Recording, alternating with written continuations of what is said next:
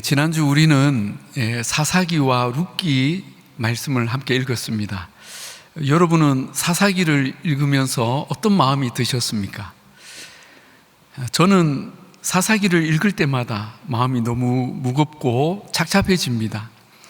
사사가 다스린 약 300여 년의 기간에 가끔 박수 쳐주고 싶은 믿음의 일들도 있지만 전반적으로 이스라엘은 자신들을 그 땅에 살게 하신 하나님의 뜻을 외면하고 거룩함마저 상실해버리는 그런 모습으로 타락했고, 마지막 장으로 갈수록 그들의 망가짐은 더욱 할 말을 잃게 만들기 때문입니다. 아마 여러분도 같은 마음이셨을 것입니다.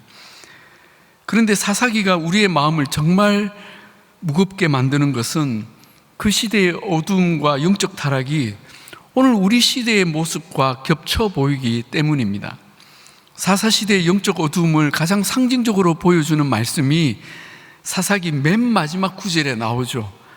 그때에 이스라엘의 왕이 없었으므로 사람이 각기 자기 소견에 옳은 대로 행하였더라. 이 말씀은 사사 제도가 허점이 많아서 빨리 왕정시대가 도래해야 한다는 의미가 아닙니다.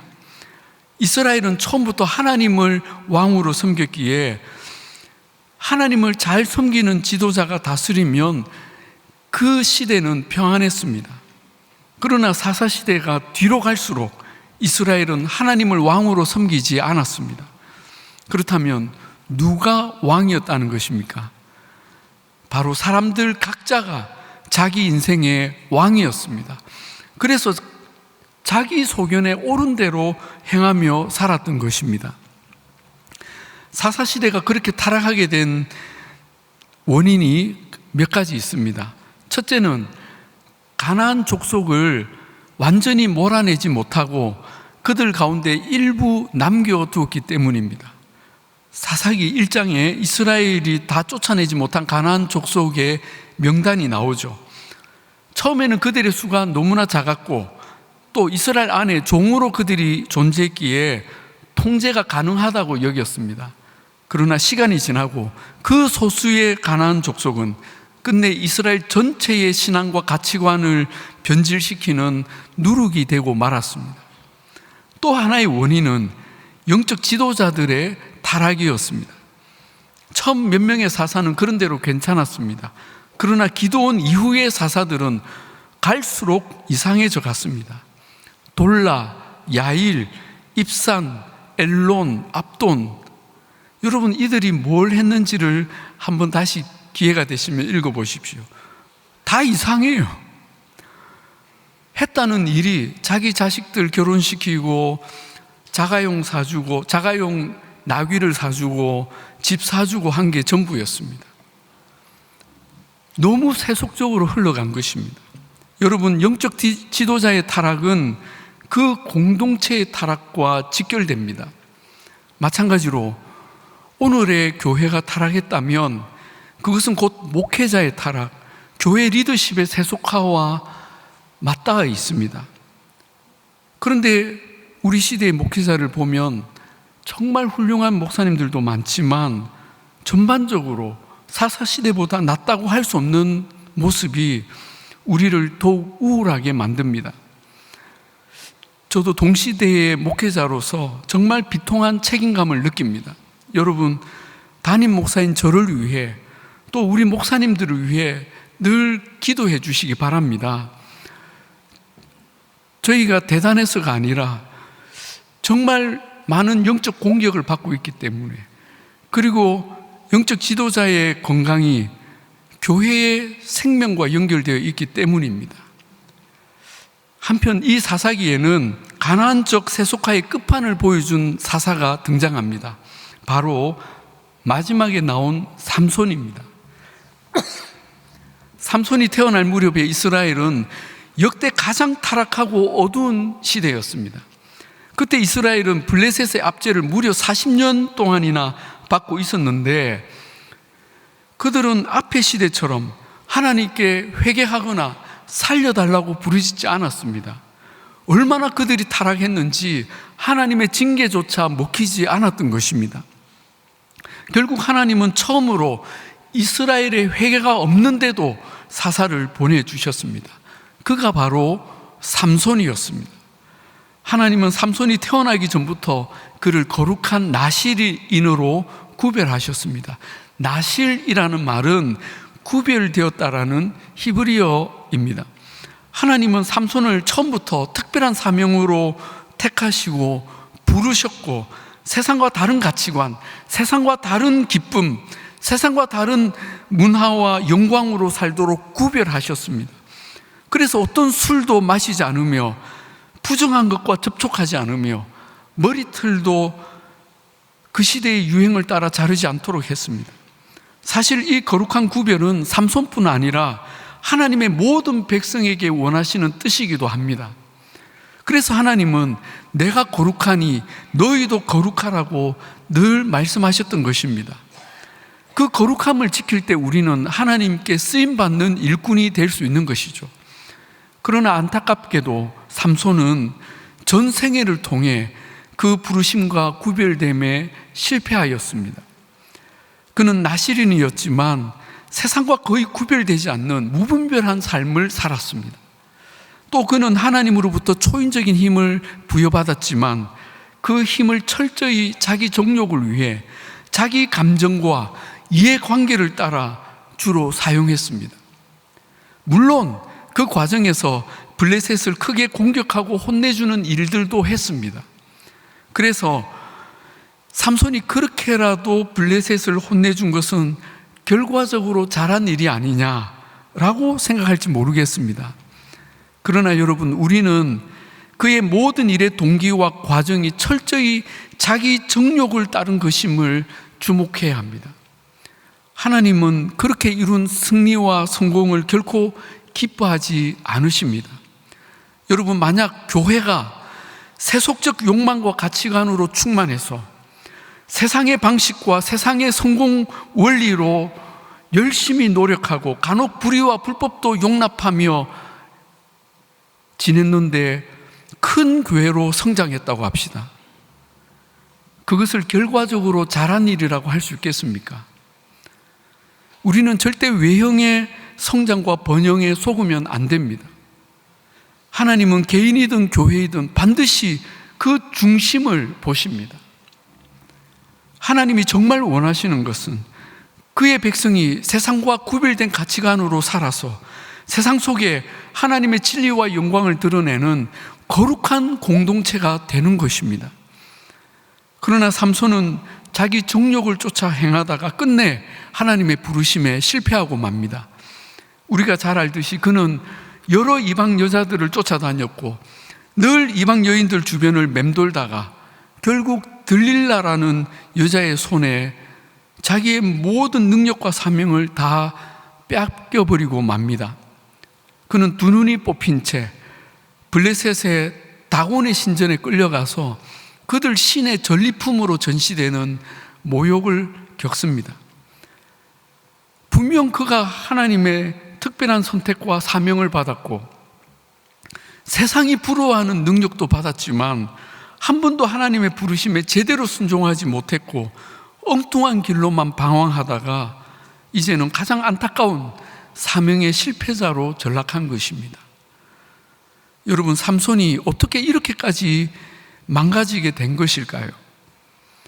우리는 성경에서 삼손을 그렇게 만든 세 가지 이유를 발견할 수 있습니다. 첫째, 삼손은 자신을 지나치게 믿었습니다. 그는 자신을 스스로 통제할 수 있을 거라고 믿었던 것입니다. 내가 비록 블레셋 여자들을 좋아하지만, 그래서 그쪽을 좀 늘 배회하지만 내 마음 중심을 빼앗기지는 않아. 나는 여전히 하나님의 종이고 나는 내 마음을 통제할 수 있어. 여러분, 이것이 가장 큰 착각입니다. 삼손은 자기의 큰 힘이 자기 마음에도 있다고 착각을 한 것이죠. 잠언 6장에 음료로 말미암아 사람이 한 조각 떡만 남게 되며 음란한 여인이 귀한 생명을 사냥함이니라. 사람이 불을 품에 품고서야 어찌 그 옷이 타지 아니하겠으며 사람이 숯불을 밟고서야 어찌 그의 발이 되지 아니하겠느냐 했습니다. 무슨 말입니까? 날이 너무 추워서 그 숯불을 품에 안고 괜찮아, 조금만 안고 있을 거야 라고 하는 것과 같다는 것입니다. 발이 너무 시려워서 숯불을 밟고 서서, 물론 신발을 신었겠죠. 아직 괜찮아, 발이 데이진 않았어 라고 하는 것입니다. 그런데 어떻게 됩니까? 삼손은 결국 들릴라를 품고 있다가 그의 거룩의 옷이 다 타버렸고, 여자 주변을 배회하다가 그의 부르심의 발이 되어서 못 쓰게 된 것이죠. 두 번째로 삼손은 함께할 동력자가 없었습니다. 삼손의 이야기에서 삼손이 이스라엘 사람들과 함께 협력했다거나 의견을 나누었다는 이야기는 눈을 씻고 봐도 나오지 않습니다. 심지어 그의 부모와도 그는 자기 일을 나누지 않았습니다. 처음부터 삼손은 누구에게도 지도를 받거나 의견을 구하거나 도움을 주고받지 않았습니다. 그는 철저히 혼자였습니다.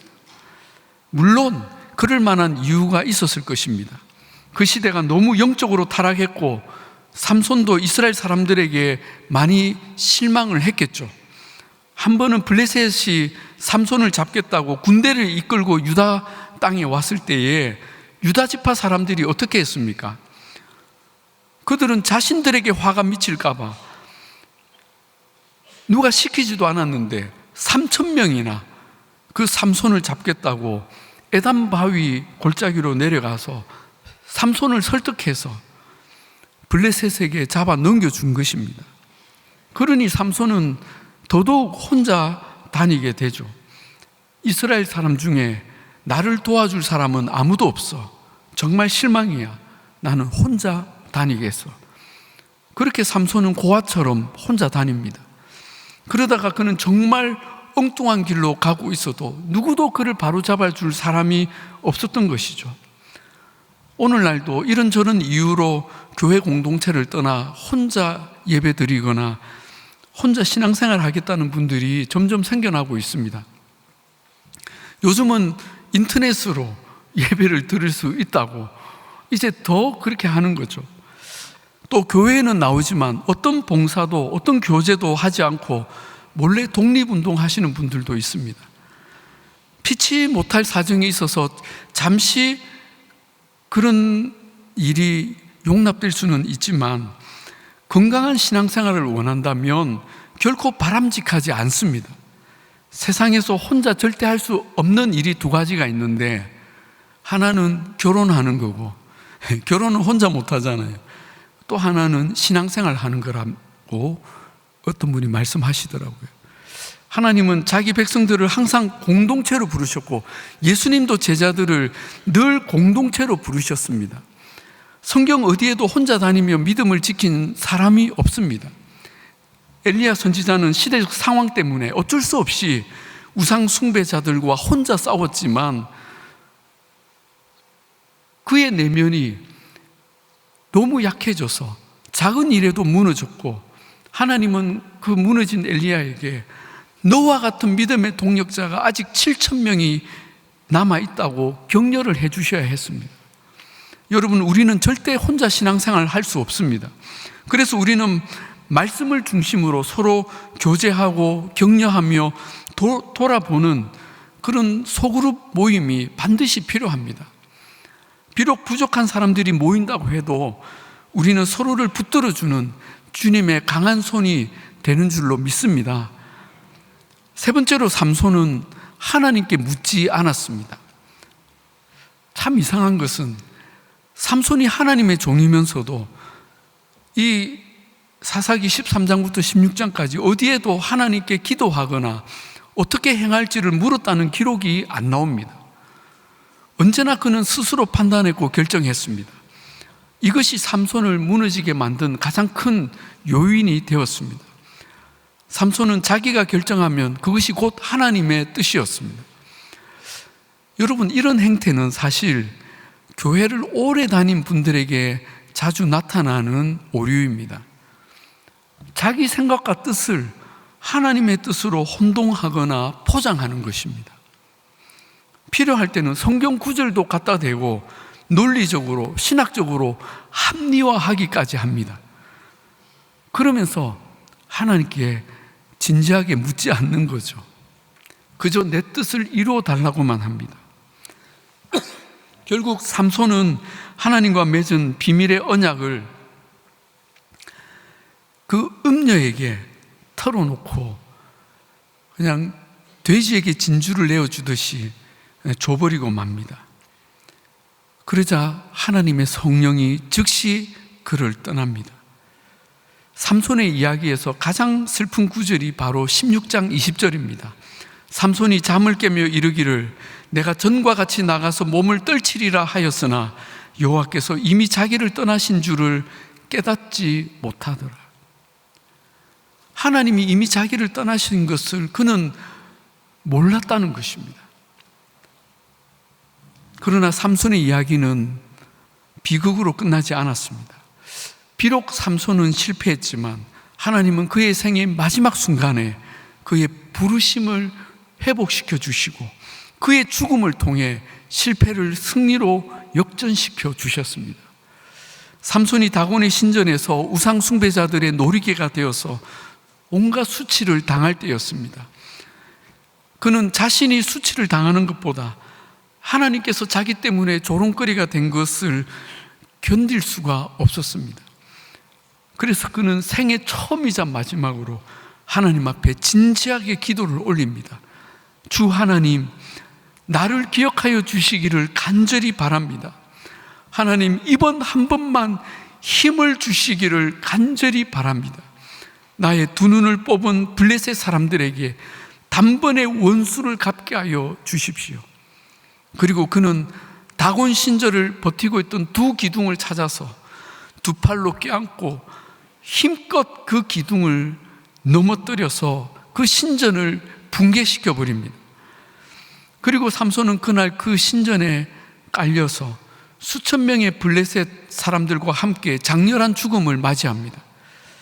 성경은 삼손이 이날 죽인 블레셋 사람의 숫자가 그가 살았을 때 죽인 숫자보다 더 많았다고 기록합니다.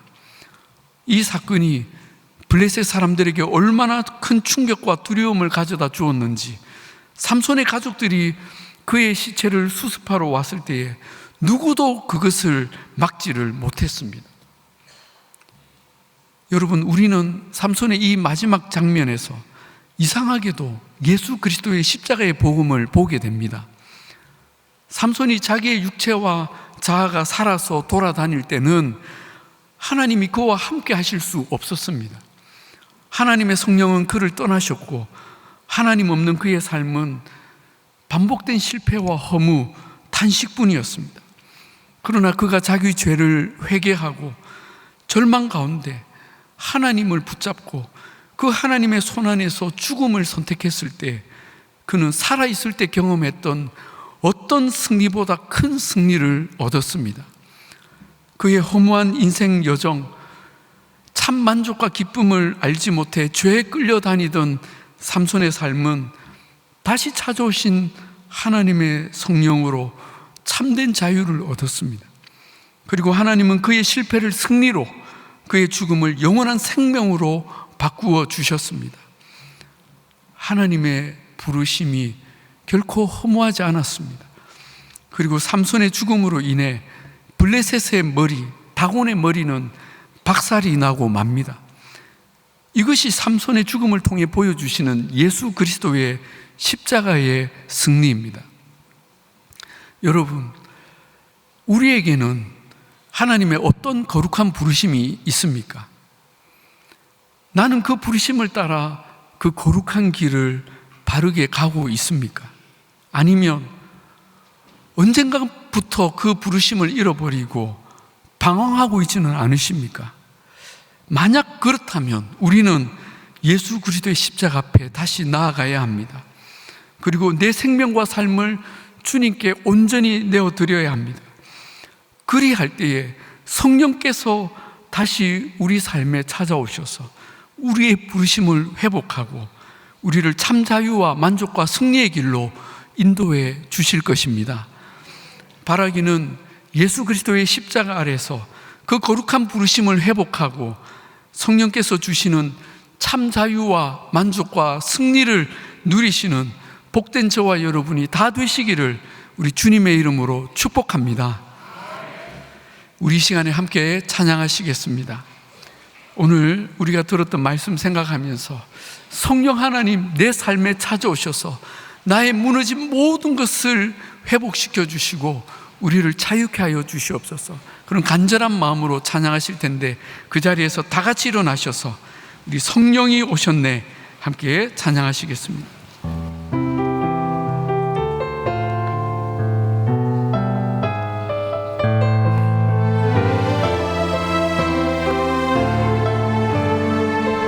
허무한 시절 지날 때, 허무한 시절 지날 때, 깊은 한숨 내쉴 때, 그런 풍경 보시며 간직하는 분인데,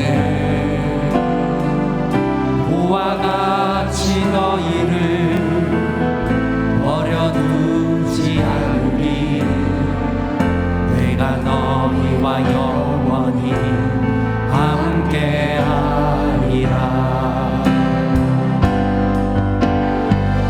성령이 오셨네, 성령이 오셨네, 내 주에 보내신 성령이 오셨네.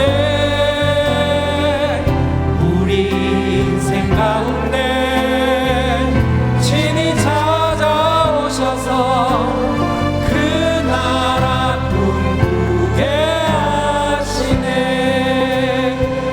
자 갇힌 자, 억눌린 자 갇힌 자, 자유함이 없는 자, 피난처가 되시는 성령님 계시네.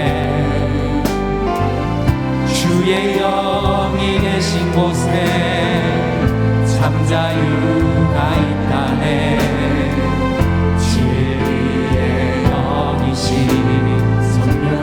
성령이 우리 가운데 계십니다.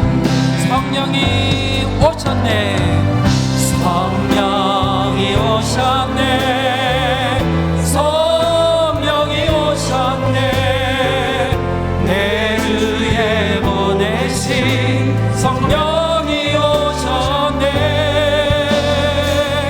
우리 인생 가운데 친히 찾아오셔서 한 번만 더 고백하겠습니다. 성령이 오셨네, 성령이 오셨네,